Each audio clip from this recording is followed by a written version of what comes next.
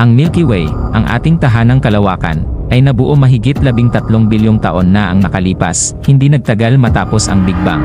Isang rehiyon ng universo ang naging siksik sa madilim na materya, hydrogen, at helium.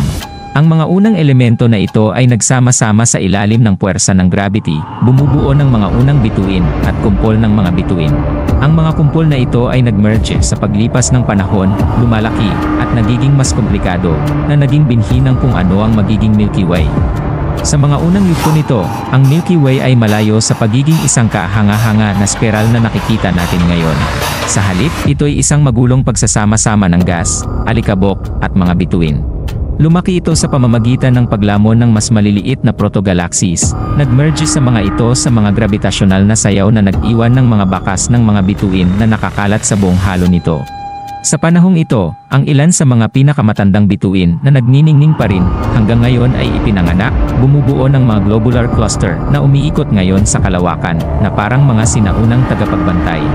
Ang mga ulap ng gas sa loob ng batang Milky Way ay nagningas ng mga alon ng pagbuo ng bituin, nagluwal ng mga higanteng bituin na kalaunan ay sumabog bilang mga supernova, nagpapayaman sa kalawakan ng mas mabibigat na elemento tulad ng carbon, oxygen, at bakal.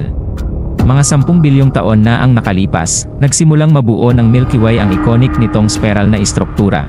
Ang grabidad ay humubog sa gas at mga bituin sa isang umiikot na disk, kung saan ang masiksik na mga rehiyon ay nagbigay daan sa paglitaw ng mga spiral arm.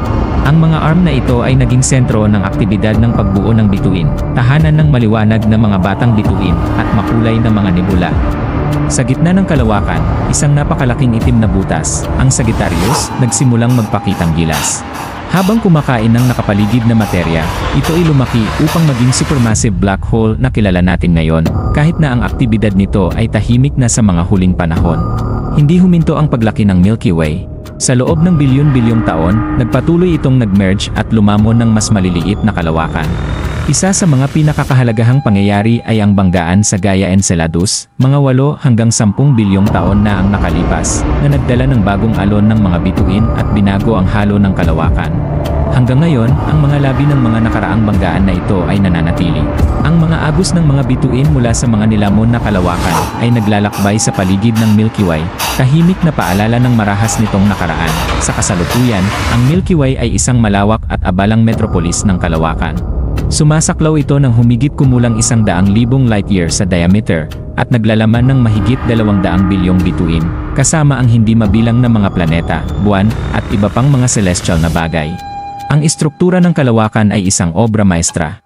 Ang Central Bulge, isang siksik na rehiyon ng matatandang bituin na nakapalibot sa Sagittarius. Ang disk, tahanan ng mga spiral arm, mayaman sa gas, alikabok, at mga rehiyon ng pagbuo ng bituin. Ang halo, isang maluwag at spherical na rehiyon na nakapalibot sa kalawakan, naglalaman ng sinaunang mga bituin at madilim na materya.